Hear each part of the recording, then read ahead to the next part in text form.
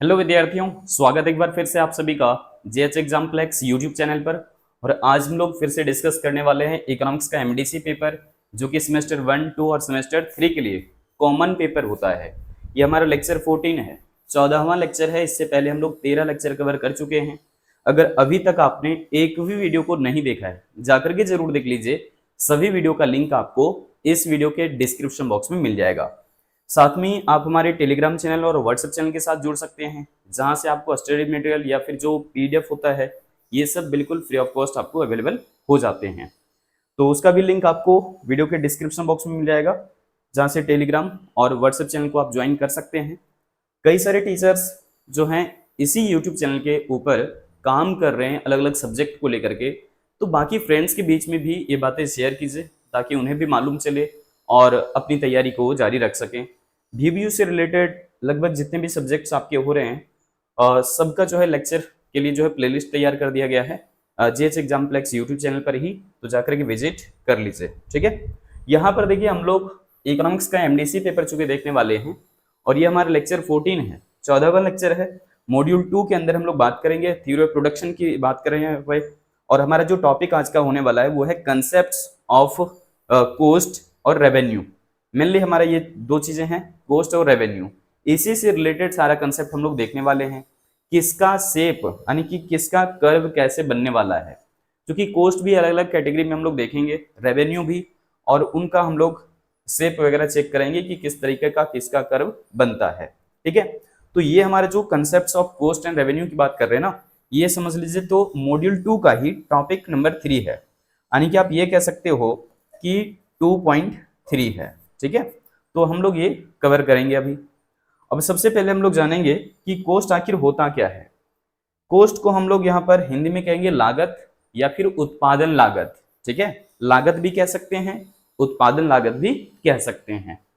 अब ये लागत कब आता है, सबसे पहली चीज ये समझिए, जब हम उत्पादन की बात कर रहे हैं, जब हम कोई वस्तु के निर्माण की बात कर रहे हैं, जब किसी सेवा के उत्पादन की बात कर रहे हैं, तो किसी भी वस्तु या सेवा के उत्पादन के लिए आपको अलग अलग साधनों की आवश्यकता होती है, अलग अलग फैक्टर्स ऑफ प्रोडक्शन की जरूरत होती है। अब उन सभी साधनों के ऊपर जो खर्च हमें करना पड़ता है, उसे ही तो हम कहेंगे लागत, है ना, उसे ही तो हम कहेंगे कॉस्ट। देखिए यहाँ पर डेफिनेशन कैसे हमने लिखा हुआ है, तो हमने जैसे कि यहाँ पर शुरुआत में बता दिया आपको कि लागत या फिर उत्पादन लागत एक ही बात है, यानी कि कॉस्ट या फिर कॉस्ट ऑफ प्रोडक्शन कह लीजिए, सेम टू सेम है। तो किसी भी, है ना, वस्तु के उत्पादन के लिए, आप चाहें तो सेवा के उत्पादन के लिए भी लिख सकते हैं, यानी कि किसी भी वस्तु अथवा सेवा के उत्पादन के लिए विभिन्न साधनों यानी कि अलग अलग साधनों की आवश्यकता पड़ती है। बहुत सारे में फैक्टर्स ऑफ प्रोडक्शन चाहिए होता है, जैसे कि हम अभी आपको लेक्चर प्रोड्यूस करके दे रहे हैं, और उसका फायदा कहीं ना कहीं आपको हो पा रहा है। तो हमें इस सेवा के उत्पादन के लिए कौन कौन से साधनों की आवश्यकता पड़ रहा है, ध्यान दीजिएगा। सबसे पहले यहाँ पर देखिए डिजिटल पैनल, साथ में कैमरा, हाथ में स्टाइलस, फिर माइक और लाइट वगैरह, फिर आपके बिल्डिंग, है ना। इसके अलावा भी खुद हम, है ना, हम भी यहाँ पर क्या हैं, उत्पादन के साधन के तौर पर हैं। ठीक है, ऐसा कह लीजिए कि लेबर के तौर पर हम काम कर रहे हैं, क्योंकि लेबर उनको कहा जाता है इकोनॉमिक्स में जनरली, जो कि टेम्पोरली यहाँ पर कह सकते हैं लेबर है, तो मतलब कि जो उत्पादन की प्रक्रिया में सीधे तौर पर भाग लेता है। ठीक है, तो यहाँ पर देख लीजिए हम क्या कह रहे हैं, तो उत्पादन के लिए हमें चूंकि अलग अलग साधनों की जरूरत पड़ रहा है, तो हम कह सकते हैं कि कच्चे माल, है ना, यानी कि रॉ मटेरियल क्या है हमारा, फैक्टर्स ऑफ प्रोडक्शन, है ना। इसी तरह से भूमि यानी कि लैंड, या फिर लेबर यानी कि श्रम, फिर पूंजी यानी कि कैपिटल, संगठन जिसको हम लोग अंग्रेजी में कहेंगे क्या, ऑर्गेनाइजेशन। इसी तरीके से साहसी जिसको एंटरप्रेन्योरशिप आप कहते हैं। तो यहाँ पर आपने देखा कच्चा माल, भूमि, फिर आपका ये क्या है, श्रम, पूंजी, संगठन, साहसी, इस तरह के बहुत सारे फैक्टर्स ऑफ प्रोडक्शन, या फिर बहुत तरह के हमें इनपुट, या फिर बहुत तरह के हमें साधन चाहिए होगा किसी भी वस्तु के उत्पादन के लिए। उत्पादक को या फिर प्रोड्यूसर को विभिन्न साधनों के प्रयोग के बदले पारिश्रमिक देना होता है, यानी कि हर किसी का अपना कीमत होता है उत्पादन प्रक्रिया में। चूंकि कोई भी व्यक्ति भाग लेगा लेबर के तौर पर, तो वो अपना मजदूरी तो चाहेगा ही, स्वाभाविक सी बात है। इसी तरीके से अगर हम भूमि या फिर मकान की बात कर लें जिसे हम उत्पादन की प्रक्रिया में इस्तेमाल करने वाले हैं, तो उस पर जो हमारा खर्च जाएगा दरअसल वो रेंट कहलाता है या फिर लगान कहलाता है।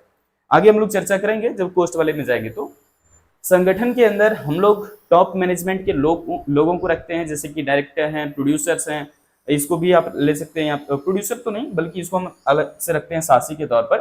तो आप यहाँ पर कह लीजिए कि मैनेजर होता है ना, क्लर्क वगैरह होते हैं, तो ये सब आपके जो है ना संगठन के अंदर होते हैं। तो टॉप मैनेजमेंट के लोग हैं ये, और इनको फिक्स्ड रखा जाता है चूंकि ये टाइम टू टाइम तुरंत चेंज नहीं किया जाता, और चूंकि ये स्थिर साधन के तौर पर होते हैं तो इन्हें एक फिक्स्ड सैलरी आता है। क्लियर? तो यहाँ पर हम लोग आगे देखेंगे भी कि संगठन को जो वेतन मिलता है या फिर श्रम को जो मजदूरी मिलता है उनमें क्या अंतर है। क्योंकि लेबर हमारा क्या होता है, टेम्पोररी होता है। हम प्रोडक्शन बढ़ाना चाहते हैं तो हम लेबर को बढ़ा सकते हैं, प्रोडक्शन हम घटाना चाहते हैं तो लेबर को हम घटा सकते हैं। ठीक है, मतलब कम लेबर लगा सकते हैं उत्पादन कम करने के साथ, ज्यादा लेबर लगा सकते हैं ज्यादा उत्पादन करने के साथ। संगठन में हमने जो कि कहा मैनेजर वगैरह होता है, तो आप इसे तुरंत बदल नहीं सकते हैं, तो इसलिए ये स्थिर साधन के तौर पर होंगे या फिर फिक्स्ड इनपुट के तौर पर होंगे।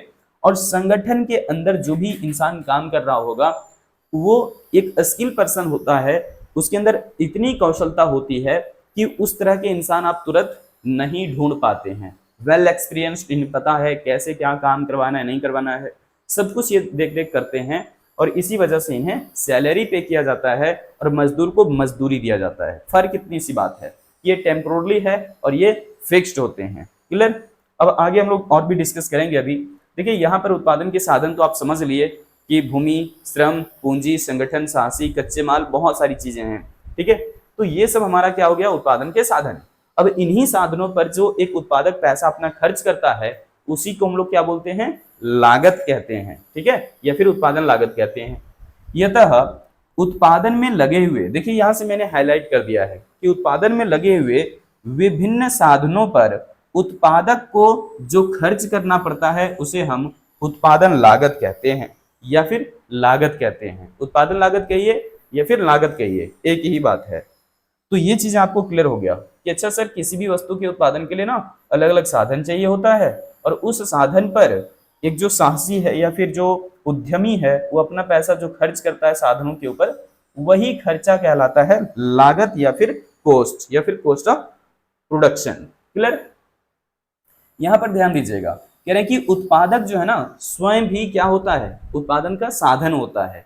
जो एक उत्पादक या फिर साहसी होता है ना, वो खुद भी एक उत्पादन का साधन है। देख लीजिए कैसे लिखा हुआ है कि उत्पादक अथवा साहसी उत्पादन में जोखिम या फिर रिस्क उठाने का जो है ना क्या करता है, रिस्क उठाने का प्रयास करेगा। हाँ, कि हमें यहाँ पर हो सकता है कि बहुत ज्यादा नुकसान भी हो जाए, है ना, बहुत ज्यादा लाभ भी होगा, क्योंकि वो चाहता यही है अपने जीवन में कि अगर हम उत्पादन की प्रक्रिया में भाग ले रहे हैं, क्योंकि उसमें रिस्क है कि हम अपना पूंजी लगाएं कि नहीं लगाएं, या फिर बाकी फैक्टर्स प्रोडक्शन को लगाएं कि ना लगाएं, ये बहुत सोच समझ करके वो चूंकि चीजें करता जरूर है, लेकिन कहीं ना कहीं उसमें रिस्क है या फिर जोखिम है।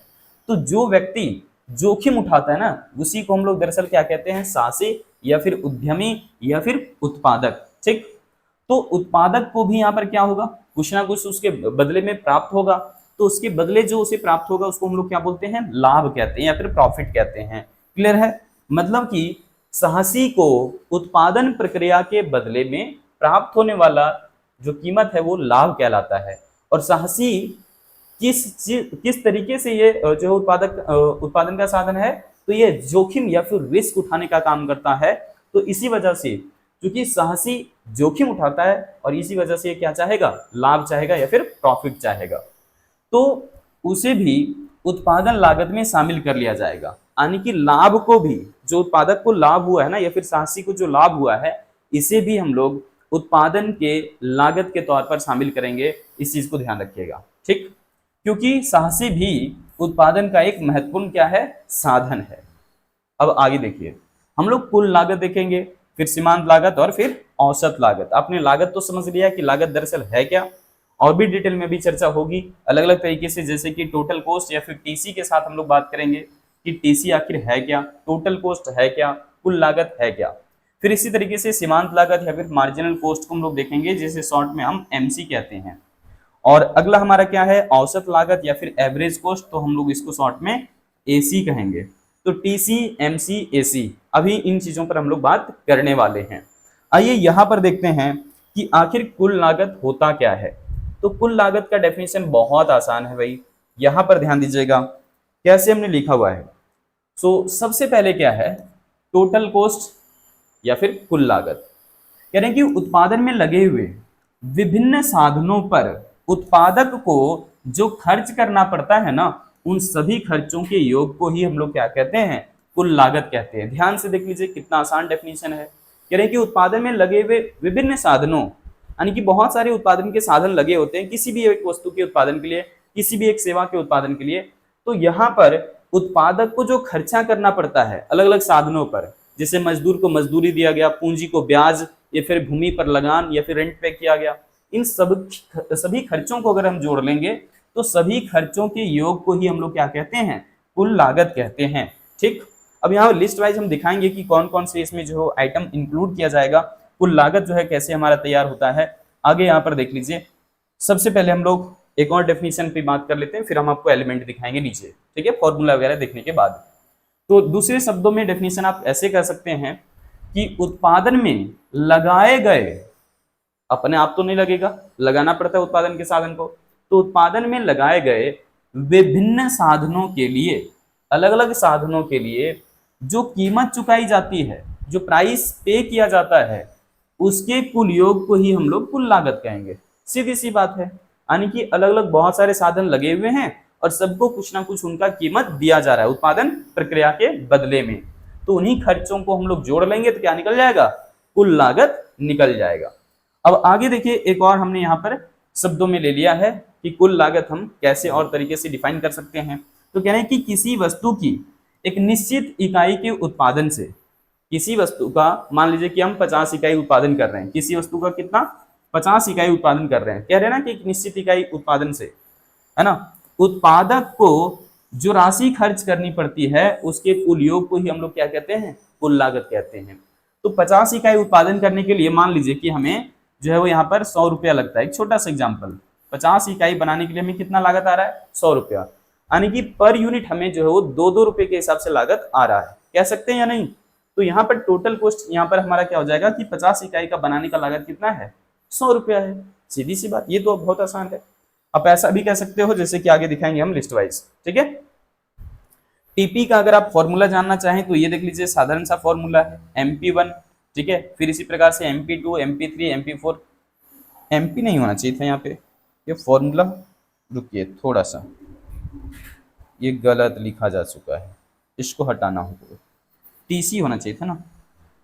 अच्छा रुको रुको, ये वाला हम यहाँ से क्रॉस कर देते हैं इसको, ठीक है। यहाँ से आप MC नहीं, सॉरी MC बोलना चाहिए था, MP मेंशन हुआ है हर जगह पर, तो ये रॉन्ग है, हटा देना ही उचित होगा। चलिए अब हम लोग आगे डिस्कस कर लेते हैं फॉर्मूला कैसे बनेगा। थोड़ा सा ध्यान दीजिए। चलिए यहाँ पे आते हैं, यहाँ पर हम लोगों को ना टोटल कॉस्ट देखना है ना, तो TC हमारा कैसे निकलेगा, marginal cost from first unit, इसी प्रकार से marginal cost from second unit, marginal cost from third unit, और जहाँ तक आप जाना चाहें इसी तरीके से आप जा सकते हैं मार्जिनल कॉस्ट nth, ठीक है। मतलब कि आप मार्जिनल कॉस्ट को अगर जोड़ते चले जाते हैं तो आपको टोटल कॉस्ट हासिल हो जाता है। टोटल कॉस्ट निकालने का एक और तरीका हम आपको बताएंगे, यहाँ पर देख लीजिए। TC जो है कैसे कैलकुलेट किया जा सकता है, एवरेज कॉस्ट को अगर हम मल्टीपल कर लें क्वांटिटी ऑफ आउटपुट से, कि कितनी इकाइयों का उत्पादन किया गया और प्रति इकाई लागत क्या था। जैसे कि मान करके चलिए कि हम 10 कलम तैयार करते हैं, टोटल कितना, 10 कलम तैयार कर रहे हैं, एक कलम बनाने की लागत मान लीजिए कि 5 रुपया है, एक कलम बनाने की लागत कितनी है, 5 रुपये है, यानी कि प्रति इकाई कलम बनाने की लागत कितनी है, 5 रुपया, जिसको हम एवरेज कॉस्ट कह रहे हैं। तो यहाँ पर एवरेज कॉस्ट और यूनिट ऑफ आउटपुट यानी कि उत्पादन की इकाई को गुना कर दिया जाए तो भी हमें टोटल कॉस्ट हासिल हो जाता है। समझ आ गया होगा। चलिए अब देखते हैं हम लोग आगे, थोड़ा सा यहां पर ध्यान दीजिएगा। देखिए एग्जाम्पल भी इसमें हमने किया हुआ था भाई, आपको लिस्ट वाइज आइटम भी हम दिखा देंगे कि टोटल कॉस्ट में कौन कौन सी चीजें इंक्लूड होती है। हालांकि सब कुछ ले पाना संभव नहीं होगा, सो आप चीजों को सिर्फ समझने की कोशिश करना कि किन किन तरह के कॉस्ट को हम लोग इंक्लूड करते हैं टोटल कॉस्ट में या फिर कुल लागत में। थोड़ा सा जूम कर लें, ज्यादा अच्छा होगा। चलिए कोई नहीं, यहां पर देख लीजिए क्या कह रहे हैं। सबसे पहले हमारा क्या है, एग्जाम्पल है कि कलम भाई, कलम है ना, कलम, कलम के लिए किसी कारखाने में है ना, यदि 100 कलम, किसी कलम को जो है यानी कि तैयार किया जा रहा है, मान लीजिए कि कितना कलम है, 100 कलम है, 100 इकाई यानी कि तैयार हो रहा है, तो 100 इकाई बनाने में कुल खर्च जो है कितना होता है, 500 रुपये होता है। तो यही हमारा क्या होगा, कुल लागत होगा। अब यहाँ पर कौन कौन से आइटम इंक्लूड किए जाते हैं, ये आपके लिए ज़्यादा अच्छा और ज़्यादा इंपॉर्टेंट होगा। ठीक है, ये चीज़ें समझना ज़्यादा अच्छा होगा। देखिए कुल लागत के अंदर में कौन कौन सी मदें या फिर कौन कौन सी आइटम को शामिल किया जाता है। तो सबसे पहले भूमि उत्पादन की प्रक्रिया में हम लोग लेते हैं, तो भूमि पर जो हमारा खर्चा जाता है उसको तो हम लोग क्या बोलेंगे, किराया या फिर रेंट, जो भी आप कहना चाहें, मकान का किराया या फिर भूमि का किराया, आप जो भी कहना चाहते हैं कह सकते हैं। मजदूरों को उत्पादन प्रक्रिया के बदले में क्या पे किया जाता है, मजदूरी यानी कि वेजेस। ठीक है, इसी तरीके से पूंजी पर जो हमारा खर्च होता है उसको हम क्या कहेंगे, ब्याज। हमने किसी से पूंजी उधार लिया हुआ है, अब उसको पे करना होगा, तो वो इंटरेस्ट कहलाएगा या फिर सूद या फिर ब्याज कहलाएगा। फिर अगला क्या है, मशीन, मकान, यादि चूंकि ये स्थिर साधन होते हैं और इन साधनों पर हमारा खर्च होता है घिसावट व्यय के रूप में, यानी कि जब मशीनें एक लंबे समय तक चलती है उत्पादन प्रक्रिया में तो उनमें कुछ टूट फूट होता है और उनके टूट फूट पर हमें या फिर उनके रिपेयर पर हमें कुछ ना कुछ खर्च करने होते हैं।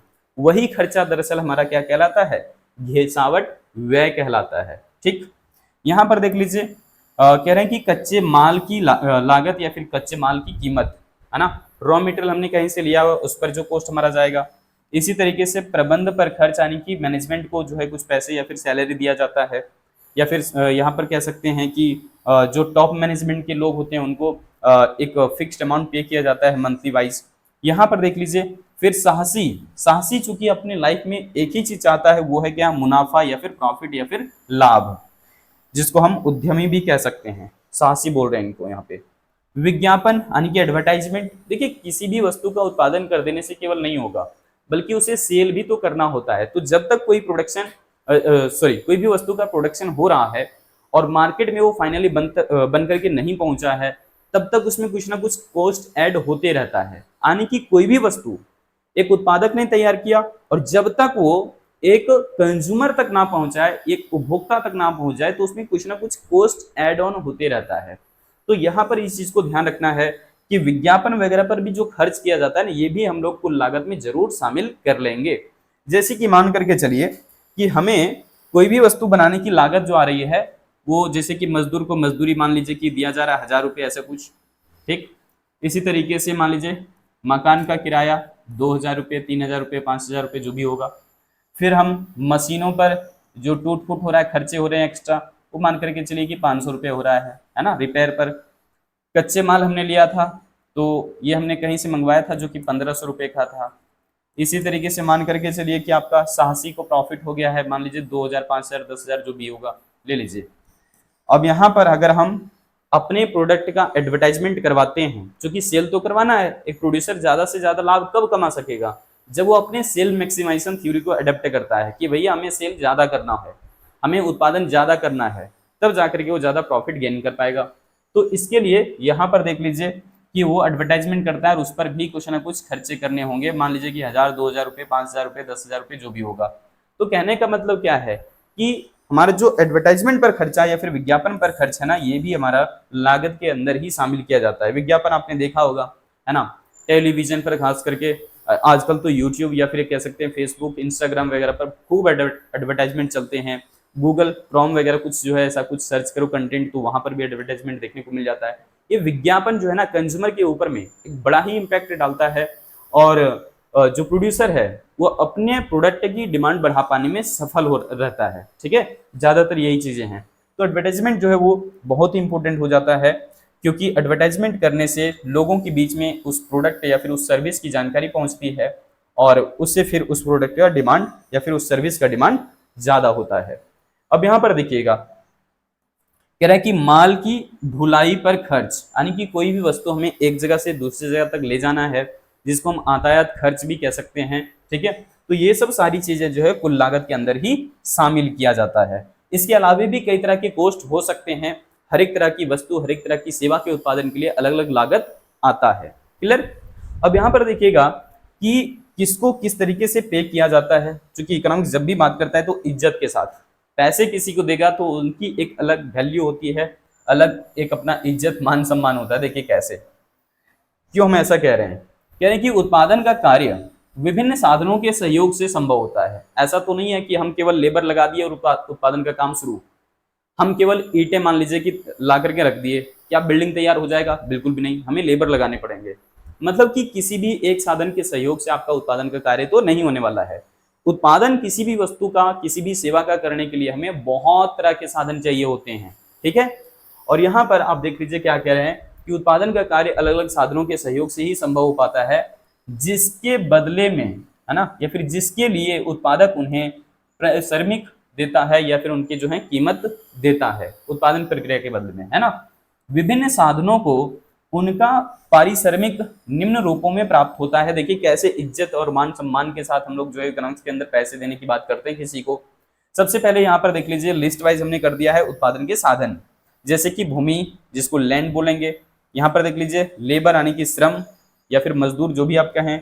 फिर यहाँ पर क्या है, पूंजी या फिर कैपिटल, प्रबंधकर्ता या फिर आप मैनेजमेंट बोल सकते हैं इनको। यहाँ पर क्या है फिर साहसी। इसी तरीके से कच्चे माल वगैरह वगैरह भी ले सकते हैं, ईंधन वगैरह भी ले सकते हैं। यहाँ पर देख लीजिए साधन की कीमत है या फिर पारिश्रमिक है, यानी कि किस साधन को किस रूप में पैसा प्राप्त होता है। मिलता तो सबको पैसा है उत्पादन प्रक्रिया के बदले में, लेकिन इज्जत और मान सम्मान के साथ। देखिए यहाँ पर अगर हम किसी का भूमि लिए हुए हैं, है ना, उधार कह लीजिए, या फिर कह लीजिए कि हम उनके भूमि को इस्तेमाल कर रहे हैं, या फिर उनके कह दीजिए बिल्डिंग या फिर जो भवन है उसको हम इस्तेमाल में ला रहे हैं, तो हम उनको क्या पे करेंगे, रेंट या फिर लगान पे करेंगे। अंग्रेजी में यहाँ पर ध्यान रखिएगा, लगान को क्या बोलते हैं, रेंट बोलते हैं। इसी तरीके से श्रम यानी कि लेबर है तो उसको क्या दिया जा रहा है, मजदूरी या फिर वेजेस आप इसको कह लीजिए। तो ये चीजें यहाँ पर ध्यान रखिए। फिर पूंजी है, पूंजी यानी कि कैपिटल, कैपिटल को क्या पे किया जाता है, ब्याज। इसी तरीके से प्रबंधकर्ता जो मैनेजमेंट के लोग होते हैं इनको क्या दिया जाता है, तो फिर वेतन या फिर सैलरी दिया जाता है। वेतन मतलब सैलरी। अब यहाँ पर देखो साहसी है ना या फिर उद्यमी है ना, तो इसको भी कुछ ना कुछ प्राप्त होता है, और ये क्या चाहता है, अपने जीवन में लाभ चाहता है। क्लियर? तो देखा किस तरीके से सबको तो पैसे ही दिए गए, लेकिन सबके लिए नाम अलग अलग तय किया गया है ना। चलिए अब हम लोग यहाँ पर आते हैं जहां पर हम लोगों को देखना है, कुल लागत तो समझ आ चुका होगा। अब हम लोग देखते हैं कि सीमांत लागत आखिर होता क्या है। तो सीमांत लागत को समझना बहुत आसान है, थोड़ा सा यहाँ पर ध्यान देना होगा फॉर्मूले पे इस पर, चूंकि हम लोग दो तरीके से फॉर्मूला इसका लेंगे।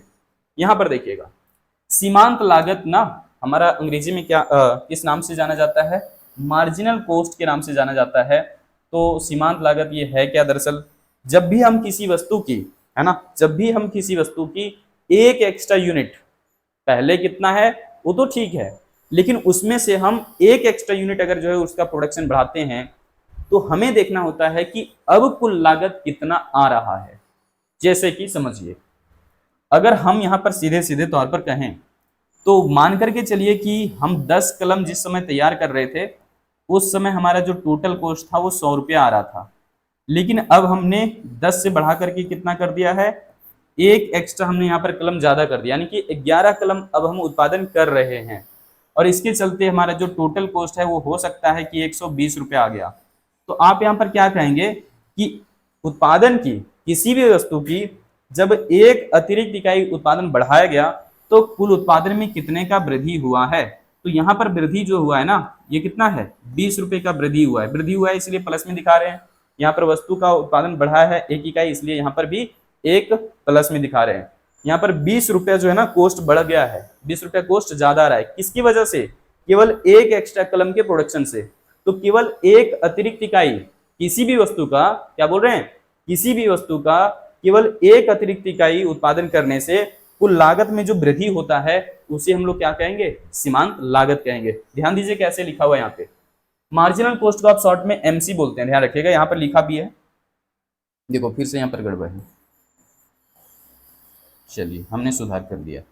यहाँ पर देखो कह रहे हैं कि किसी वस्तु की एक अतिरिक्त इकाई, किसी भी वस्तु का अगर हम एक अतिरिक्त इकाई, एक चीज और ध्यान रखिएगा कि सीमांत टर्म इकोनॉमिक्स में जहां जहां लगा रहता है ना, उसका मतलब ही होता है एक अतिरिक्त इकाई। तो सीमांत का अर्थ आपको समझ आ गया। तो कह रहे हैं कि किसी वस्तु की एक अतिरिक्त इकाई उत्पादन से कुल लागत में जो वृद्धि होती है उसे हम सीमांत लागत कहते हैं। हो सकता है कि आपने यहाँ पर उत्पादन बढ़ाया नहीं बल्कि घटा दिया, आप ऐसा भी ले सकते हैं। जैसे मान करके चलिए कि यहाँ पर हम उसी को उल्टा कर देते हैं यहाँ पे, ठीक है ना। मान के चलिए कि पहले हम 11 कलम उत्पादन कर रहे थे, तो उस समय कुल लागत कितना था? तो उस समय कुल लागत था हमारा 120 रुपये। लेकिन अब हम उत्पादन एक इकाई घटा देना चाहते हैं, तो निश्चित तौर पर यह हमें मालूम है कि जैसे ही हम एक इकाई उत्पादन घटाएंगे तो हमारा लागत भी तो थोड़ा कम आना चाहिए, कुछ ना कुछ। तो लागत मान लीजिए कि अब 100 रुपये आ रहा है।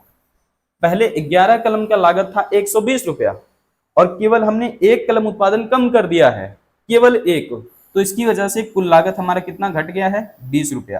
तो आप यहाँ पर देखेंगे कि कुल लागत में कितने का परिवर्तन आया? पहले तो 120 था, अब 100 है। परिवर्तन कितने का हुआ? 20 का। यही जो परिवर्तन है ना, इसी को बोलेंगे दरअसल सीमांत लागत। ये नेगेटिव में केवल हम लोग समझने के लिए लिखते हैं कि कम हुआ है ना, कम हुआ है तो नेगेटिव में लिखते हैं, ज्यादा हुआ है तो पॉजिटिव में लिखते हैं। तो नेगेटिव पॉजिटिव से यहाँ पर कोई विशेष मतलब हम लोगों को है नहीं, ठीक है। चलिए, हम लोगों को मतलब है परिवर्तन से। कह रहे हैं कि दूसरे शब्दों में हम लोग अदर टर्म्स में भी या फिर दूसरे वर्ड्स में भी हम डिफाइन कर सकते हैं इसको। बहुत छोटा सा डेफिनेशन है, देख लीजिए। कह रहे हैं कि कुल लागत में परिवर्तन की दर को हम क्या कहते हैं? सीमांत लागत कहते हैं। परिवर्तन की दर समझना जरा, और किसका परिवर्तन की दर? कुल लागत में परिवर्तन की दर, है ना, यानी कि the rate of change in total cost is called marginal cost. तो यहां पर आप ऐसे कह लीजिए, जैसे कि यहां पर लिखा हुआ है, देखिए। अब n का मतलब समझ लो कि उत्पादन की इकाई है। आप चाहो तो यहाँ पर Q भी कर सकते हैं, ठीक है, कोई दिक्कत नहीं। आप चाहें तो यहाँ पर डेल्टा L भी लिख सकते हैं, कोई दिक्कत नहीं। तो हमने क्या लिखा हुआ है कि MC इक्वल टू है delta TC by delta N, यानी कि जब उत्पादन की इकाई में परिवर्तन किया जाता है तो उसकी वजह से कुल लागत में भी कुछ ना कुछ परिवर्तन आता है। उसका अनुपात क्या कहलाएगा? तो सीमांत लागत कहलाएगा। जैसे एक बार आपको यहां से बता देते हैं, हमने क्या कहा कि यदि आप एक अतिरिक्त इकाई उत्पादन किसी वस्तु का बढ़ाते हैं तो इससे कुल लागत में कुछ ना कुछ तो वृद्धि होगा, और जितने का वृद्धि होगा उसी को कहेंगे क्या हम लोग? सीमांत लागत। यहां पर आप उसी चीज को ले सकते हो। जैसे उत्पादन में परिवर्तन कितने का हुआ है? देखिए, पहले 10 हो रहा था, अब 11। परिवर्तन कितने का? एक इकाई का, तो एक आपका कहाँ रहेगा? नीचे। फिर हम आगे क्या कह रहे हैं कि कुल लागत में परिवर्तन, यानी कि डेल्टा टीसी। डेल्टा टीसी का मतलब ही है कुल लागत में परिवर्तन। तो देखो, कुल लागत में परिवर्तन कितना है? 20। तो 20 कहाँ रहेगा? ऊपर। तो 20:1 का मतलब कितना हुआ? 20 हुआ। समझ गए? इसी को बोलेंगे सीमांत लागत। यानी कि किसी भी वस्तु की एक एक्स्ट्रा यूनिट प्रोडक्शन ज्यादा करने से कुल लागत में कितना ज्यादा जो है वो वृद्धि होता है, इस चीज पर यहाँ पर ध्यान देना होगा। या फिर आप उल्टा भी कह सकते हो कि एक इकाई किसी भी वस्तु का उत्पादन कम कर दो तो उससे कुल लागत में कितने का कमी हुआ है, ठीक, वही सीमांत लागत है। थोड़ा सा चलिए, अब हम लोग यहां पर देखते हैं औसत लागत।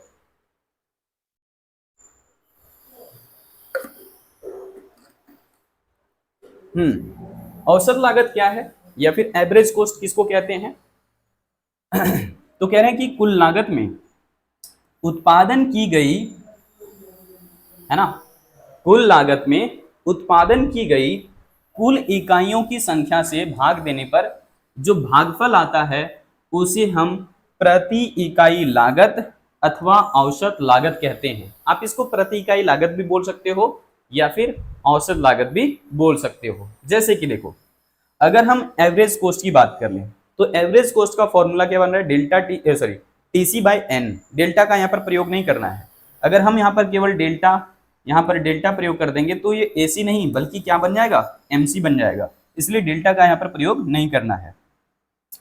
तो हमें क्या निकालना है, प्रति इकाई लागत। तो हम यहाँ पर क्या समझ रहे हैं, देखिए ध्यान से। मान लीजिए कि हम 10 कलम का उत्पादन किए, तो हमने 10 कलम का जब उत्पादन किया तो टोटल हमारा कॉस्ट मान लीजिए कि 100 रुपये आ गया। तो हम कहेंगे कि एक कलम बनाने की लागत क्या है भाई, 10 रुपये है ना। चलिए, तो ये प्रति इकाई लागत कहलाएगा आपका। अब यहां पर वो एग्जांपल लिखा भी है, आप चाहें तो देख सकते हैं। केवल डेटा अलग है, बाकी एग्जांपल तो है ही। कह रहे हैं कि यदि 100 कलम है ना, 100 कलम बनाने की कुल लागत कितनी है, 500 रुपये। 100 कलम बनाने का लागत है 500 रुपये, आने की आप ऐसे कह लीजिए एवरेज कॉस्ट अगर कैलकुलेट करना है तो TC बाई क्या हो जाता है, उत्पादन की इकाई, Q भी लिख सकते हैं, N से भी लिख सकते हैं। तो TC का मतलब यहाँ पर है कितना, 500 रुपये, और हमारा क्वांटिटी ऑफ आउटपुट कितना है, तो यह है 100 इकाई। तो प्रति इकाई यानी कि एकक इकाई कम से कम आपका कितने में उत्पादन हुआ है, 5-5 रुपए में उत्पादन हुआ है। हर एक जो इकाई उत्पादन हुआ है वो 5-5 रुपए के हिसाब से हुआ है। तो यहाँ पर देख लीजिए, कह रहे हैं कि 100 कलम बनाने की कुल लागत है 500 रुपए, तो औसत लागत या फिर एवरेज कॉस्ट 5 रुपए होगा, जिसे हम प्रति इकाई लागत भी कह सकते हैं। तो पर यूनिट कॉस्ट कितना आया, 5 रुपया, क्योंकि 100 इकाई उत्पादन करने के लिए किसी भी वस्तु का 100 इकाई उत्पादन कर रहे हैं। यहाँ पर कलम है हमारा वस्तु, तो 100 इकाई उत्पादन कर दिए कलम का, तो हमें प्रति इकाई जो है ना 5-5 रुपए का पड़ा नहीं की। ठीक, अब यहाँ पर थोड़ा सा ध्यान दीजिएगा, ये आपके लिए ज्यादा इंपॉर्टेंट होगा, बहुत ज्यादा ध्यान दीजिए कैसे क्या हम लोग बात कर रहे हैं। देखिए, समय के आधार पर जो है ना लागत को अलग अलग तरीके से डिवाइड किया गया, कैटेगराइज किया गया है। तो ये 2 तरह का होगा यहाँ पर, जो कि समय के आधार पर हम लोग देखेंगे। जो कुल लागत है ना, कुल लागत, तो ये कुल लागत हम लोगों को 2 तरीके से अलग अलग जो वैल्यूज होते हैं उसको ऐड करके प्राप्त कर सकते हैं। जैसे कि यहाँ पर ध्यान दीजिए कि हमारा पहला क्या है, कुल स्थिर लागत, जिसको हम कहते हैं टोटल फिक्स्ड कॉस्ट या फिर TFC। TFC का मतलब होता क्या है, ये हम लोग देखते हैं पहले। कह रहे हैं कि उत्पादन के कुछ साधन, सभी नहीं बल्कि कुछ साधन, मैंने कई बार जिक्र किया है कि अल्पकाल और दीर्घकाल। तो देखिए, अल्पकाल में हम लोग सभी साधन को परिवर्तन नहीं कर सकते हैं, कुछ साधन को परिवर्तन कर सकते हैं। तो अल्पकाल में जिन साधनों को हम परिवर्तन नहीं कर सकते वो स्थिर साधन हैं, फिक्स्ड फैक्टर हैं, और अल्पकाल में हम जिन साधन को परिवर्तन कर सकते हैं वो परिवर्तनशील साधन है। तो यहाँ पर क्या कह रहे हैं कि उत्पादन के कुछ साधन, जैसे कि मशीन, औजार, मकान या फिर भूमि, जो भी लेना चाहें ले सकते हैं, यदि अल्पकाल में स्थिर होते हैं, इसे हम अल्पकाल में परिवर्तित नहीं कर सकते। उत्पादन की मात्रा में कमी अथवा वृद्धि होने पर भी अल्पकाल में इन स्थिर साधनों में परिवर्तन नहीं किया जा सकता है। उत्पादन हम बढ़ाएंगे या फिर घटाएंगे तब भी इन स्थिर साधनों को कोई भी मात्रा परिवर्तित नहीं किया जाता। उत्पादक को उत्पादन के इन स्थिर साधनों पर जो कुछ भी खर्च करना पड़ता है उसे ही हम लोग क्या कहेंगे, कुल स्थिर लागत कहेंगे। समझ गए, क्योंकि साधन तो परिवर्तित हो नहीं रहा है उत्पादन बढ़ाने या घटाने के साथ। तो यहाँ पर स्थिर साधनों पर, सीधा कह लीजिए कि स्थिर साधनों पर उत्पादक को जितना राशि खर्च करना पड़ता है वही कुल राशि हमारा कहलाता है कुल स्थिर लागत, टोटल फिक्स्ड कॉस्ट। तो देखिए क्या है आगे, कह रहे हैं कि कुल स्थिर लागत उत्पादन में कमी अथवा उत्पादन में वृद्धि होने पर भी एक समान रहता है, इसमें कोई परिवर्तन नहीं होता। ठीक है, उत्पादन आप बढ़ाइए, उत्पादन घटाइए, ये फिक्स्ड का फिक्स्ड रहेगा। जैसे कि किसी भी वस्तु का जहां पर उत्पादन हो रहा होगा, मान लीजिए कि कपड़े का उत्पादन होगा फैक्ट्री में, तो फैक्ट्री में जब कपड़े का उत्पादन होता है तो यहाँ पर ऐसा नहीं है कि आप ये बिल्डिंग जो है, बिल्डिंग का किराया फिर फैक्ट्री का जो किराया होता है वो टाइम टू टाइम तुरंत बदलते रहेगा, ऐसा बिल्कुल भी नहीं। ऐसा नहीं कि उत्पादन आप ज्यादा कर रहे हैं उसी फैक्ट्री के अंदर में तो हमें रेंट ज्यादा पे करना होगा, ऐसा नहीं है। अगर आप उत्पादन कम भी कर देते हैं, ठीक है, शॉर्ट टाइम में अगर आप प्रोडक्शन घटा भी देते हैं तो आपका रेंट कम आने वाला बिल्कुल भी नहीं है। रेंट आपका इस तरीके से क्या हो जाएगा, फिक्स्ड कॉस्ट हो जाएगा। लेकिन उसी फैक्ट्री के अंदर में जब चूंकि कपड़े ज्यादा तैयार करने हैं तो रॉ मटेरियल ज्यादा मंगवाने होंगे, तो उस समय रॉ मटेरियल पर खर्चा भी ज्यादा आ जाएगा। तो कच्चे माल पर जो खर्चा आता है वो परिवर्तनशील लागत है, लेकिन भूमि पर जो किराया आ रहा है या फिर रेंट आ रहा है वो क्या है, आपका स्थिर लागत है। क्लियर हो रहा है। और इसी तरीके से ऐसा नहीं कि केवल भूमि पर ही जो खर्च वो यानी कि रेंट जो ही केवल स्थिर लागत होगा, नहीं, कई सारे ऐसे साधन होते हैं जो अल्पकाल में परिवर्तन नहीं होते भूमि की तरह ही। तो हम उन सभी साधनों पर जो पैसा खर्च करते हैं वही साधन पर जो है खर्चे हमारे क्या कहलाएंगे, कुल स्थिर लागत कहलाएगा। ठीक, यहां पर देखिए ये तो हो गया स्थिर जो है वो लागत यानी कि कुल स्थिर लागत। अब हम लोग अगर कहें कि क्या हम दीर्घकाल में यानी कि लंबे जब हमारे पास टाइम पीरियड होगा, जब ज्यादा समय अवधि होगी, क्या हम उन लागतों को परिवर्तित कर सकते हैं? तो बिल्कुल। तो कह रहे हैं कि दीर्घकाल में यानी कि लॉन्ग रन में कुल स्थिर लागत में जो है ना परिवर्तन किया जा सकता है। लॉन्ग रन में परिवर्तन किया जा सकता है, अल्पकाल में नहीं, ध्यान रखिएगा। चलिए ये तो बात हो गई कुल स्थिर लागत की। तो इसका हम लोग रेखा चित्र देखें कैसे बनेगा। हमने यहाँ पर स्पेस रखा हुआ था, देखिए सबसे पहले एक्स एक्सिस वाई एक्सिस का काम करना है। जो उत्पादन की इकाई है ये आप कहाँ रखेंगे, तो एक्स एक्सिस पर रखेंगे उत्पादन की इकाई। ठीक है, उत्पादन की क्या रखेंगे, इकाई, कहाँ, एक्स एक्सिस के ऊपर। आप इसको क्यू या फिर एन से डिनोट कर सकते हो। अब अगर हम वाई एक्सिस पर बात कर लें तो क्या रखा जाएगा, वाई एक्सिस पर रखा जाएगा यहां पर उत्पादन की इकाई तो हमने उधर रख दिया, इधर लागत रखते हैं यानी कि कॉस्ट। ठीक, तो एक्स एक्सिस पर क्या है, उत्पादन की इकाई, वाई एक्सिस पर क्या है, लागत है। अब चूंकि हमने क्या कहा, कुल स्थिर लागत के लिए हमने क्या कहा कि उत्पादन आप बढ़ाइए घटाइए, आपका फिक्स्ड कॉस्ट फिक्स्ड ही रहेगा अल्पकाल में। ठीक है, तो यहां पर देखेंगे, मान लीजिए कि हमें एक कलम बनाने की लागत आ रहा है 5 रुपये। ठीक है, यहां पर हम तय कर देते हैं 5 रुपये, ये लेबल बता रहा है 5। अगर हम ऊपर जाएंगे इधर तो हो सकता है 7 या 8 10 कुछ ऐसा हो जाए, मतलब कि ऊपर जाएंगे तो लागत बढ़ेगा, नीचे आएंगे इधर तो घटेगा। अब चूंकि हमने एक कलम की लागत यहाँ पर तय कर दिया 5 रुपये। ठीक है, इस तरीके से अगर हम उत्पादन की मात्रा 1 से बढ़ा करके 2 कर देते हैं तो क्या लगता है आपको, कुल स्थिर लागत बढ़ जाएगा? बिल्कुल भी नहीं, कुल स्थिर लागत अभी भी हमारा जो है वो उतना ही आएगा। यानी कि पहली इकाई पर भी 5 रुपये, दूसरी इकाई पर भी 5 रुपये। इसी तरीके से मान लीजिए कि हम 3 इकाई कुल अब उत्पादन करने लगे हैं तो भी हमारा कुल स्थिर लागत स्थिर ही है। मान लीजिए कि 4 इकाई का उत्पादन करने लगे तो भी कुल स्थिर लागत स्थिर ही है। यानी कि ये आप कह लीजिए कि जो टीएफसी वाला लाइन है ये बिल्कुल आउटपुट एक्सिस या फिर उत्पादन की जो मात्रा है ना या फिर एक्स एक्सिस है ना उसके पैरेलल हो गया है। क्योंकि एक्स एक्सिस को हम यहाँ पर क्या बोल सकते हैं, आउटपुट एक्सिस है ना, मात्रा अक्ष कह सकते हैं इसको। तो एक्स एक्सिस के ही पैरेलल कौन सा हो गया हमारा, टीएफसी वाला लाइन। ऐसा पूछा जाता है आप लोगों को कई बार कि कौन सा लागत वक्र, हालांकि वक्र तो है नहीं लेकिन ऐसा क्वेश्चन रहता है ना, कौन सा लागत वक्र या फिर कौन सी लागत की रेखा एक्स अक्ष के समांतर होता है। तो ध्यान रखिएगा टीएफसी वाला जो लाइन बनता है वो बिल्कुल पैरेलल टू एक्स एक्सिस होता है या फिर आउटपुट एक्सिस के पैरेलल होता है। समझ आ गया? क्योंकि यहाँ पर हम उत्पादन बढ़ाएं घटाएं इनमें कोई परिवर्तन नहीं आता, इस चीज को दिमाग में बैठा लीजिए। चलिए सेकेंड यहां पर देखिए, कुल लागत हमारा और भी कैसे कैलकुलेट होता है। तो इसके लिए हम लोग लेंगे टीवीसी यानी कि टोटल वेरिएबल कॉस्ट। ठीक है, ये भी बहुत कह सकते हैं कि पॉपुलर है अपने आप में, टीवीसी टीएफसी है ना, ये सब हम लोग कैलकुलेट करेंगे आगे। फिर से कह रहे हैं कि उत्पादन के कुछ साधन ऐसे होते हैं, कुछ साधन फिर से कह रहे हैं, देखो कुछ साधन ऐसे होते हैं जो कम उत्पादन रहने पर घटाए जा सकते हैं।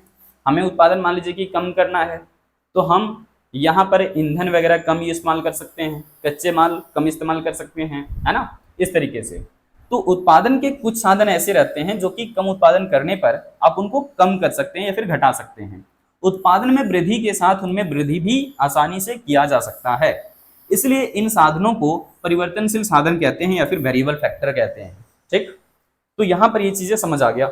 अब हम क्या कह रहे हैं कि उदाहरण के लिए कौन कौन सी चीजें ऐसी हो सकती है, तो यह है कच्चे माल या फिर रॉ मटेरियल, है ना, श्रम जिसको हम टेम्पोररी लेबर भी कह सकते हो। ठीक है, इसी तरीके से बिजली जो कि ईंधन के रूप में आप ले सकते हो, कोयला वगैरह भी।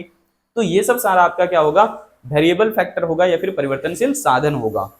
यहाँ पर इस प्रकार से उत्पादक को परिवर्तनशील साधनों के ऊपर में जो कुछ भी राशि खर्च करनी होती है उसे ही हम लोग क्या कहते हैं, कुल परिवर्तनशील लागत, टोटल वेरिएबल कॉस्ट या फिर टीवीसी कहते हैं। अब यहाँ पर आपको ध्यान रखना होगा कि ये हमारा दरअसल प्राइम कॉस्ट कहलाता है या फिर प्रमुख लागत भी कहलाता है। वेरिएबल कॉस्ट को आप एक नाम दे सकते हैं आप यहाँ पे, प्रमुख लागत या फिर प्राइम कॉस्ट, ठीक है, क्या बोलते हैं, प्रमुख लागत कह सकते हैं इसको हम लोग। चलिए, तो यहां पर देखिए कह रहे हैं कि कुल परिवर्तनशील लागत या फिर टीवीसी उत्पादन के घटने के साथ घटती है और उत्पादन के बढ़ने के साथ क्या होती है, बढ़ती है। क्योंकि वेरिएबल कॉस्ट है, नाम से ही क्लियर है ना, वेरिएबल बदलने के योग्य जो होगा, तो उत्पादन बढ़ने के साथ बढ़ेगा ये लागत, उत्पादन घटने के साथ घटेगा भी। अब यहां पर इसका जो डायग्राम बनेगा कैसे तैयार होगा, ध्यान दीजिएगा थोड़ा सा। सबसे पहले एक्स एक्सिस वाई एक्सिस आप खींच लीजिए, इसको खींचने के बाद थोड़ा सा सीधा कर दें इसको, देखिए यहां पर देखो एक्स एक्सिस के ऊपर में हम लोग क्या रखेंगे, उत्पादन की इकाई को रखेंगे कि हमने किस वस्तु का उत्पादन कितना किया हुआ है। तो उत्पादन की क्या हो गया, इकाई, यूनिट्स ऑफ आउटपुट। अब इधर क्या रहेगा हमारा, वाई एक्सिस पर रहेगा लागत या फिर कॉस्ट। टीवीसी की हम बात कर रहे हैं, किसकी बात कर रहे हैं, टीवीसी। तो ये हमारा क्या होगा, आउटपुट बढ़ने के साथ बढ़ेगा, आउटपुट घटने के साथ घटेगा। आप ऐसे यहां पर लिख लीजिए, है ना, आउटपुट जब आपका जो है ना इंक्रीज होगा तो टीवीसी क्या होगा, इंक्रीज होगा। आउटपुट अगर डिक्रीज होता है या फिर घटता है तो टीवीसी भी क्या होगा, घटेगा। यानी कि आउटपुट और टीवीसी में कैसा रिलेशन, समान रूप से, देखिए यानी कि सीधा संबंध है। तो हम कहां से शुरू करेंगे इसको, पॉइंट ऑफ ओरिजिन से। क्योंकि देखिए आप अगर उत्पादन शून्य कर देते हैं, आउटपुट अगर आपका जीरो होता है, यहां पर देख लो आउटपुट जीरो अगर हो जाता है तो टोटल वेरिएबल कॉस्ट भी क्या आ जाएगा, जीरो। जैसे कि अगर मान लीजिए कि हम किसी मशीन को ऑपरेट करके कोई भी वस्तु का उत्पादन कर रहे हैं, अब हमें उत्पादन नहीं करना, तो मशीन हम फालतू में बेकार में क्यों चला करके रखें, ऑपरेट करके क्यों रखें, तो उसमें हम ईंधन का भी प्रयोग नहीं करेंगे उस टाइम, है ना। तो यानी कि आउटपुट जब हम जीरो कर देते हैं तो हमारी जो बाकी चीजें होती है, जैसे कि मशीन वगैरह के मैंने एग्जांपल दिया, तो मशीन को उस टाइम ऑपरेट नहीं करेंगे, उसमें फ्यूल हमारा नहीं लगने वाला है, तो हमारा टोटल वेरिएबल कॉस्ट उस टाइम जीरो आ जाएगा। लेकिन जहां पर आपने मशीन वो एस्टेब्लिश किया हुआ है, जो फैक्ट्री में लगाया वो भारी भरकम मशीन, उस पर तो आपका यानी कि जो बिल्डिंग है उस पर तो आपका रेंट तो जाएगा ही जाएगा। तो रेंट उस टाइम वो आपका वहां पर क्या हो जाएगा, टोटल फिक्स्ड कॉस्ट, यानी कि वो वहां पर शामिल होगा फिक्स्ड कॉस्ट में। लेकिन जो फ्यूल की हम बात कर रहे हैं, फ्यूल चूंकि आपका यहाँ पर नहीं लगने वाला है, चूंकि आपने उत्पादन जीरो कर दिया है, तो उत्पादन जीरो करने के साथ फ्यूल बेकार में कहां पर इस्तेमाल करोगे, तो उस समय आपका वेरिएबल कॉस्ट भी जीरो आ जाता है। क्लियर। तो इस वजह से यहाँ पर से हम शुरू करेंगे इसको, लेकिन ये थोड़ा सा जो है ना इलास्टिक होते हुए ऐसे जाएगा।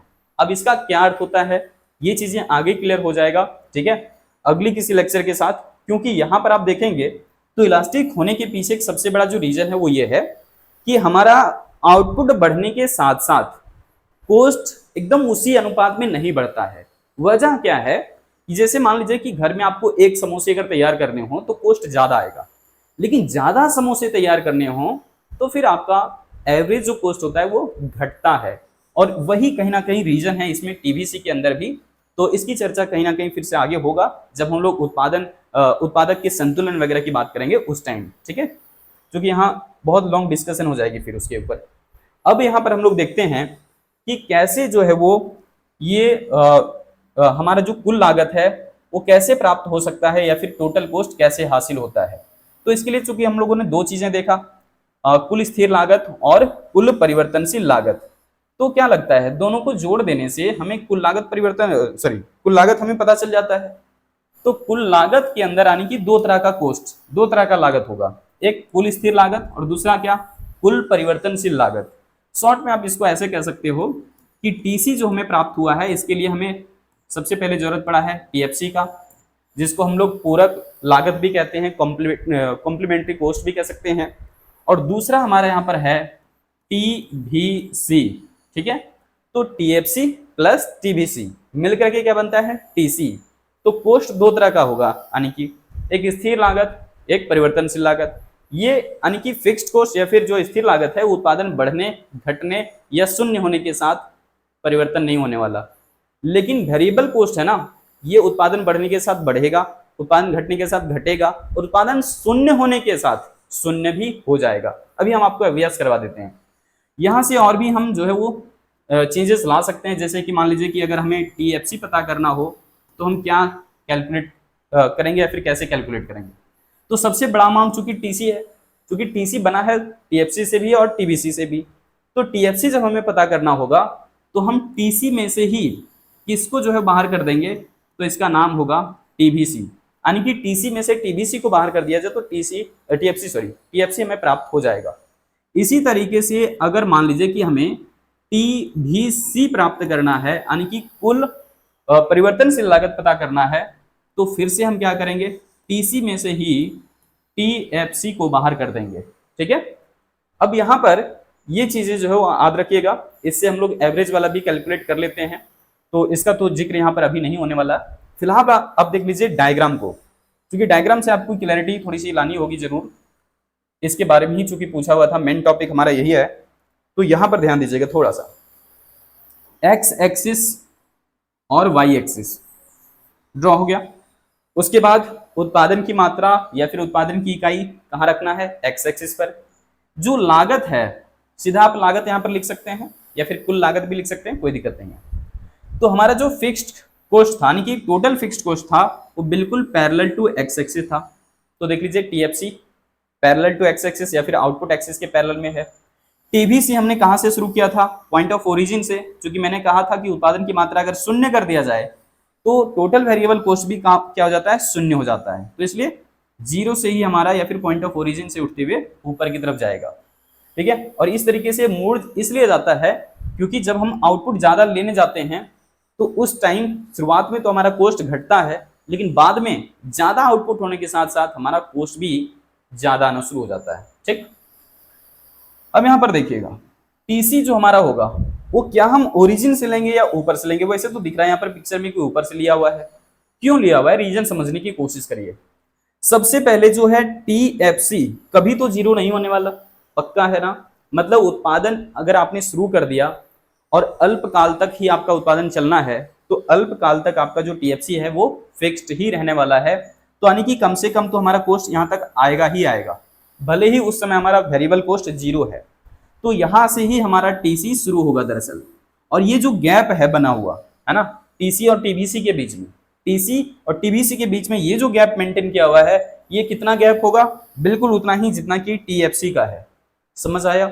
चलिए, तो अब हम लोग यहां पर जाते हैं कि रेवेन्यू या फिर जो हमारा आगम है ये क्या होता है। ये बहुत छोटा टॉपिक है, बहुत छोटा। आगम वो इंसान जानना चाहेगा जो इंसान किसी वस्तु को बेच करके पैसे प्राप्त करता है दरअसल, है ना। मतलब कि अगर मान लीजिए कि आप दुकानदार हैं या फिर आप एक उत्पादक हैं या फिर आप एक विक्रेता हैं, आप एक सेलर हैं, जो भी आप कहना चाहिए कह सकते हैं। तो आपको हमेशा से क्या लगता है कि कोई भी वस्तु हम बेच लें और अच्छी धनराशि प्राप्त कर लें, अच्छा खासा पैसा प्राप्त कर लें। कब प्राप्त होगा, वस्तु बेचोगे तब ना, है ना। केवल उत्पादन कर देने से कुछ भी हासिल नहीं हो सकता। तो यहां पर देखिए कह रहे हैं कि उत्पादित वस्तुओं की बिक्री से, यानी कि उत्पादन जो भी वस्तु कर लिया गया है, अब उसकी अगर बिक्री कर दिया जाए तो उत्पादक को कुछ ना कुछ धन राशि प्राप्त होती है। उसी को दरअसल हम लोग क्या कहते हैं, आगम कहते हैं, यानी कि रेवेन्यू कहते हैं। अब थोड़ा सा कंफ्यूजन ये रहता है कि क्या आय और आगम बराबर है। बिल्कुल नहीं, आय अलग होता है और आगम अलग होता है। कैसे, आगम हमें तब प्राप्त होगा जब हम किसी वस्तु को बेच करके प्राप्त करते हैं। आगम क्या है, वस्तु को बेचिए फिर आपको प्राप्त होगा। आय क्या होता है, ये होता है आपका एनुअली या फिर मंथली, जैसे भी आप कह सकते हैं। मतलब कि यहां पर आप ऐसा तो नहीं कर सकते ना कि हमने मान लो कि एक कलम बेचा 5 रुपए का, 5 रुपए का कलम है, हमने एक कलम बेचा, आउटपुट कितना है, 1 है। अब हम कहेंगे कि कुल आपने कितना पैसा कमाया, टोटल रेवेन्यू आपका कितना हुआ, तो आप क्या करोगे, प्राइस इनटू क्वांटिटी करोगे ना। मतलब 5 रुपए का कलम है, आपने 1 इकाई बेचा है, तो 5 रुपए ही हासिल होगा। क्या घर वालों को बताओगे कि हमारी 5 रुपए आमदनी है नहीं ना, क्योंकि केवल ये तो 1 इकाई बेच करके प्राप्त हुआ है। आप महीने के अंदर में कई सारे कलम बेचते हैं, कई सारे अन्य भी वस्तुओं को बेचते हैं, खाली कलम नहीं, कई सारी वस्तुओं को बेचते हैं। तो यहां पर देख लीजिए प्राइस इनटू क्वांटिटी अगर हम कर लेते हैं तो टोटल रेवेन्यू हमें प्राप्त हो जाता है या फिर कुल आगम प्राप्त हो जाता है। तो यही है आगम का हमारा कंसेप्ट कि उत्पादित जो भी वस्तु है उसको आप बेचिए, बेच करके जो कुछ भी आपको पैसे प्राप्त होते हैं आगम कहलाता है। ठीक, अब ये कितने तरह का होगा, तो 3 कैलकुलेशन की बेस पर यहां पर देख लीजिए। सबसे पहले कुल आगम या फिर टोटल रेवेन्यू, और जो कि मैंने अभी जिक्र भी कर दिया प्राइस इनटू क्वांटिटी करके, लेकिन निकालने के कई सारे तरीके हैं इसमें भी। तो कह रहे हैं कि कुल आगम या फिर टोटल रेवेन्यू, जिसको हम लोग शॉर्ट में टीआर कहेंगे। ठीक, उत्पादित वस्तुओं की कुल मात्रा की, अब हम लोग केवल जो है यहाँ पर कुछ इकाई की बात नहीं कर रहे हैं, कुल मात्रा की बात कर रहे हैं या फिर एक निश्चित इकाई की बात कर रहे हैं। उसके बिक्री से उत्पादक को जो कुछ भी आय प्राप्त होगा या फिर जो कुछ भी मौद्रिक रूप में प्राप्त होगा, इसे ही हम लोग क्या कहेंगे, कुल आगम कहेंगे या फिर टोटल रेवेन्यू कहेंगे। यानी कि रेवेन्यू आप अभी के जमाने में अगर मॉडर्न लाइफ में कहें तो आप मौद्रिक रूप में सारी चीजें प्राप्त कर रहे हैं। वो वस्तु विनिमय वाली प्रथा तो अब उतनी ज्यादा चलन में रही नहीं। अब ऐसा नहीं कि वस्तु विनिमय पूर्णतः खत्म हो गया, सो प्रणाली है, सिस्टम है, ये हमेशा एग्जिस्ट करता है। ठीक है, हाँ, लोकप्रिय एक जमाने के हिसाब से चीजें चूंकि बदलती है, तो अब मॉनेटरी टर्म में या फिर मौद्रिक रूप में लोग लेन देन करना ज्यादा पसंद करते हैं। तो ये मत कह दीजिएगा कि वाटर सिस्टम या फिर जो वस्तु विनिमय प्रणाली है पूर्णतः खत्म हो गया, नहीं, सिस्टम है, ये चलता रहता है।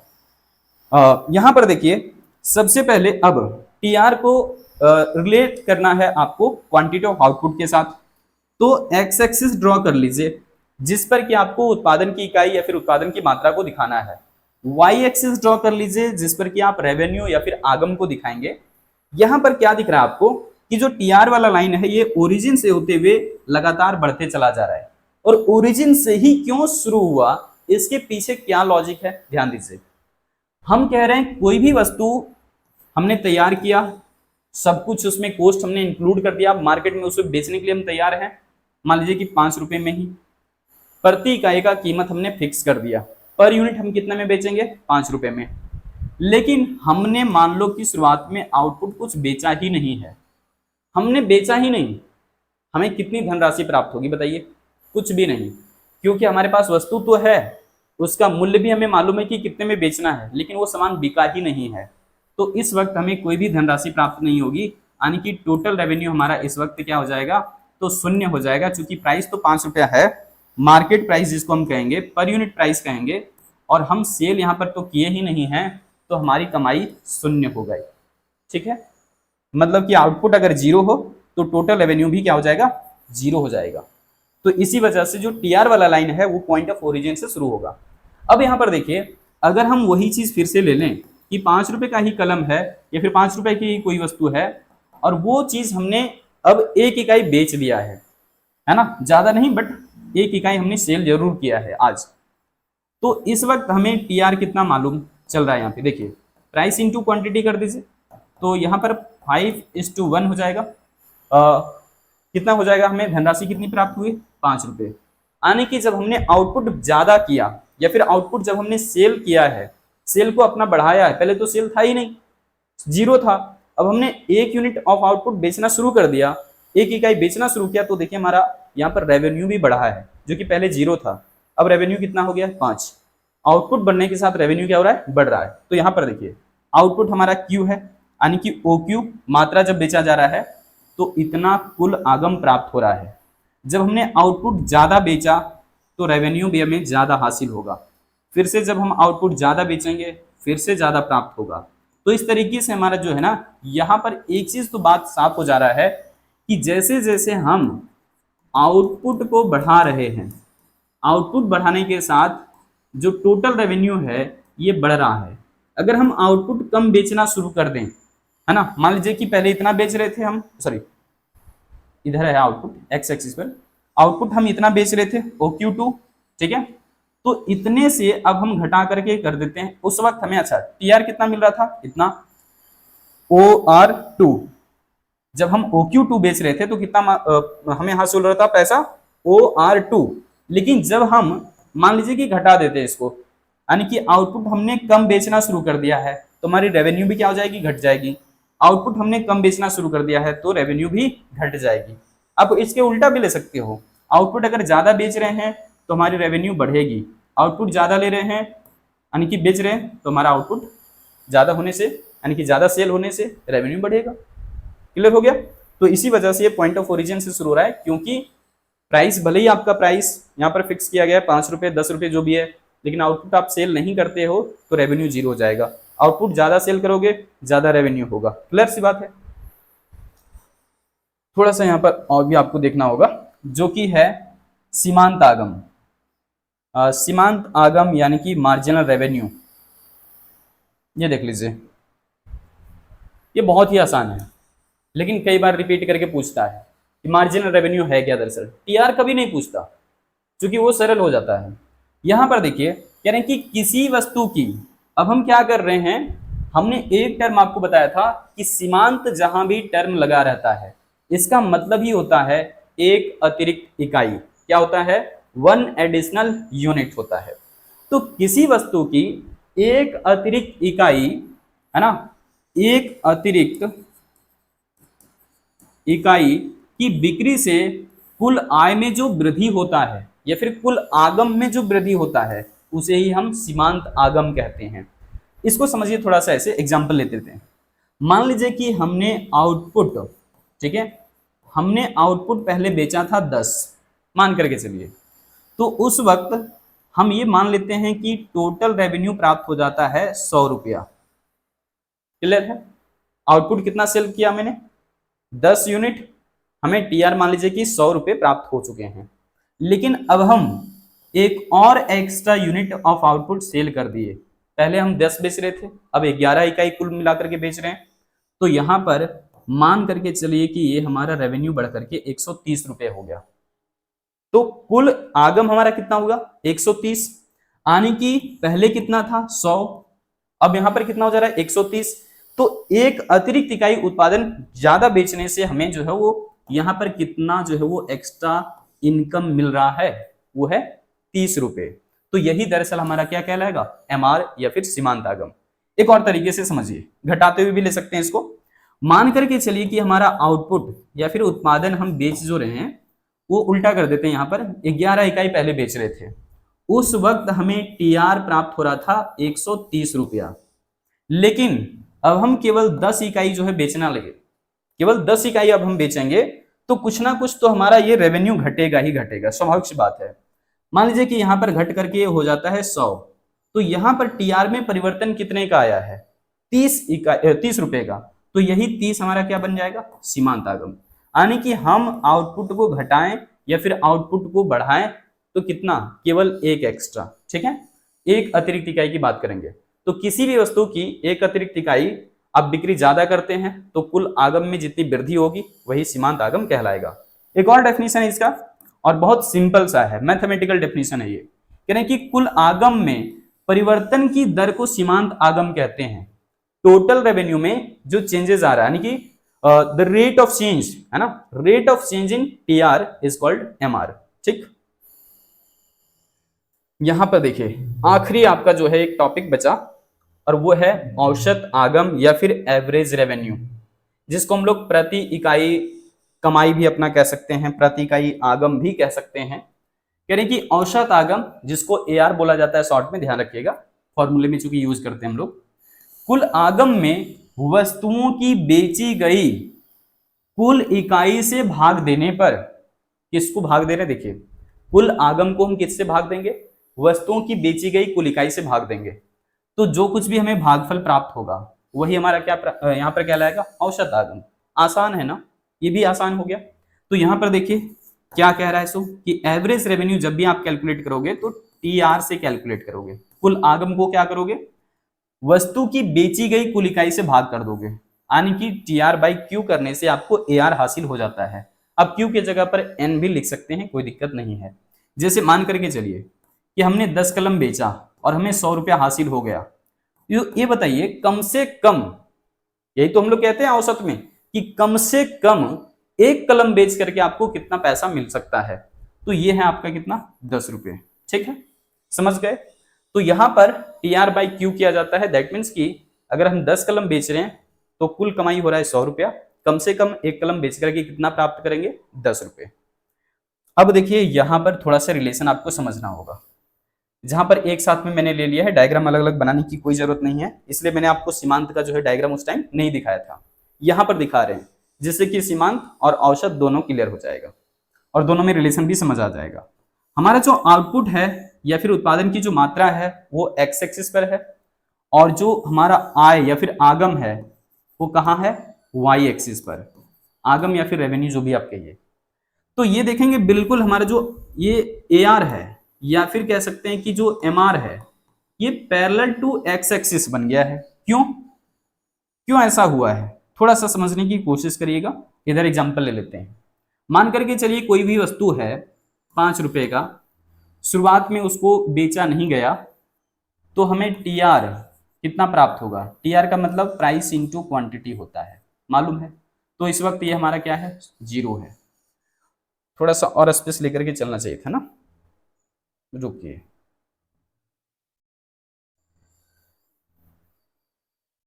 यहां पर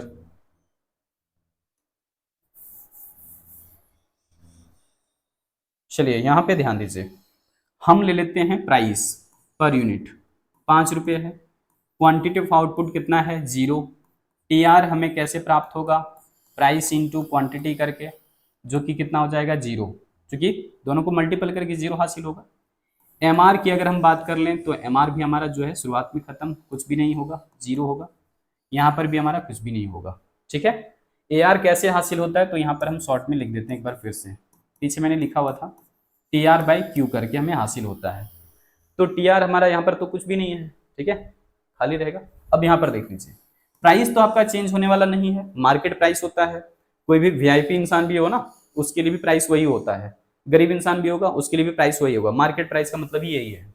अब 1 यूनिट अगर आउटपुट बेचा जाएगा तो इससे कुछ ना कुछ तो पैसे मिलेंगे। 5 रुपए के हिसाब से 1 इकाई बेचा गया है, तो कुल आगम भी कितना हो जाएगा 5। मार्जिनल रेवेन्यू कितना हो जाएगा, क्योंकि टीआर में चेंजिंग की बात करते हैं हम लोग ना, कि टीआर में कितने का चेंजिंग हुआ वही हमारा एमआर कहलाएगा। तो टीआर पहले 0 था और उसमें कितने का परिवर्तन हुआ है 5 का, तो यहाँ पर एमआर भी हमारा कितना हो जाएगा 5। अब एआर निकालने का तरीका आसान है, फॉर्मूला यहाँ पर लिखा हुआ है, टीआर बाई क्यू कर दीजिए। टीआर हमारा 5 है, क्यू से भाग कर दीजिए, यानी कि 5 को 1 से भाग कर देंगे, 5 हो जाएगा। आगे ध्यान दीजिएगा थोड़ा सा, प्राइस फिर से हम 5 रुपए ही रखेंगे, मार्केट प्राइस है। अब हम 2 इकाई बेचना शुरू कर दिए, टीआर क्या लग रहा है कितना हो जाएगा 10 रुपए, प्राइस इंटू क्वांटिटी कर दीजिए। यहाँ पर एमआर क्या हो जाएगा, तो टीआर में कितने का वृद्धि हुआ है 5 का केवल ना, पहले तो 5 था ही, अब केवल कितना बढ़ा 5, तो वही हमारा एमआर कहलाता है। फिर एआर कैलकुलेट करने का तरीका क्या है, टीआर बाई क्यू, तो 10 को 2 से भाग कर दीजिए, 5 हासिल हो जाएगा। एक और ले लेते हैं, 5 रुपए प्राइस है, अब 3 इकाई बेच रहे हैं, टोटल रेवेन्यू कितना हो गया 15, एमआर कितना, तो यहां पर देखिए परिवर्तन कितने का दिख रहा है 5 का। अब कह रहे हैं कि टीआर कितना है 15, कितने से भाग दोगे 3 से, फिर से कितना हासिल होगा 5। ध्यान से देखिएगा क्या हो रहा है कि जो हमारा एमआर है ना वो हमेशा क्या है 5 5 5, एआर भी क्या है 5 5 5। इसका मतलब क्या हुआ कि आप चाहे तो आउटपुट जितना सेल कर लो, आपका टीआर और एमआर चेंज होने वाला नहीं है, दोनों कांस्टेंट रहता है। तो इसलिए ये बिल्कुल पैरेलल टू एक्स एक्सिस चला गया है। डायग्राम को ध्यान से देख लीजिएगा, अगर हम आउटपुट सेल नहीं करेंगे, ठीक है, आउटपुट हमने क्या कर दिया है 0, तो यहां पर चूंकि हमारा मार्केट प्राइस 5 रुपया है। अब ध्यान से देखिएगा, आउटपुट अगर हम मान लीजिए कि 1 इकाई ले रहे हैं, सॉरी बेच रहे हैं, तो 1 इकाई बेच करके हमें कितना प्राप्त हो रहा है 5, 2 इकाई बेच करके हमें कितना प्राप्त होगा, एवरेज रेवेन्यू कितना है 2 इकाई बेच करके 5, 3 इकाई बेच करके कितना है, 3 इकाई बेच करके भी हमें एवरेज रेवेन्यू 5 ही प्राप्त हो रहा है। एमआर की भी बात कर लें तो ये भी 5 5 ही है, मतलब कि एआर और एमआर क्या दोनों बराबर हो जाते हैं। तो देखिए दोनों जो बराबर हो जाता है ना, ये जनरली कहां पर होता है, परफेक्ट कंपटीशन मार्केट में होता है, यानी कि पूर्ण प्रतियोगिता बाजार में, परफेक्ट कंपटीशन मार्केट, ठीक है, परफेक्ट कंपटीशन मार्केट या फिर पूर्ण प्रतियोगिता बाजार में ऐसा होगा, जहां पर प्राइस के बराबर ही एमआर और एआर होता है। इस चीज को ध्यान रखिएगा। इसका मतलब ये जो है लाइन आप ऐसा बोल सकते हो, price equal to AR equal to MR. आगे हम लोग जब जाएंगे नेक्स्ट वाले टॉपिक में ना, तो वहां पर ये भी देखेंगे कि परफेक्ट कंपटीशन होता क्या है, मोनोपोली क्या होता है, दोनों मार्केट को समझेंगे, यानी कि पूर्ण प्रतियोगिता और एकाधिकार के ऊपर हम लोग चर्चा अगली वीडियो में करने वाले हैं। फर्म का इक्विलिब्रियम वगैरह हम लोग देखेंगे, इंडस्ट्री का इक्विलिब्रियम देखेंगे, इन सारी चीजों पर बात करेंगे। आज हम लोग इस वीडियो में इतना ही रखेंगे, क्योंकि बाकी सारी जो है वो आपको हम बता चुके हैं, कॉस्ट रेवेन्यू सब कुछ हो चुका है। एक बार फिर से आपको बता देते हैं अंत में कि एमडीसी का जो है वो ये लेक्चर 14 चल रहा था आपका, और जैसे कि सेमेस्टर 1, 2, 3 सभी के लिए कॉमन पेपर होता है। हम लोग मॉड्यूल 2 कर रहे थे, कई सारे लेक्चर्स जो हो चुके हैं, 13 लेक्चर, सबका लिंक आपको इसी वीडियो के डिस्क्रिप्शन बॉक्स में मिल जाएगा, जाकर के जरूर से चेकआउट कर लीजिएगा। साथ में आप हमारे टेलीग्राम चैनल और व्हाट्सएप चैनल के साथ ज्वाइन कर सकते हैं, जहां पर ये सारा जो स्टडी मटेरियल है वो आपको बिल्कुल फ्री ऑफ कॉस्ट मिल जाता है। तो जाकर के जरूर से ज्वाइन कर लीजिए, लिंक डिस्क्रिप्शन बॉक्स में है। कई सारे टीचर्स जेएच एग्जाम्प्लेक्स यूट्यूब चैनल के ऊपर में काम कर रहे हैं अलग अलग सब्जेक्ट को लेकर के, जहां से आप प्लेलिस्ट चेकआउट कर सकते हैं कि कौन कौन से सब्जेक्ट का जो अभी क्लास चल रहा है और कौन कौन से लेक्चर हो चुके हैं, बाकी लेक्चर्स जो है वो कब आने हैं। इन सब का अपडेट पाने के लिए आप जो है चैनल के साथ बने रहिए। आज रखते हैं इस वीडियो में इतना ही। जय हिंद।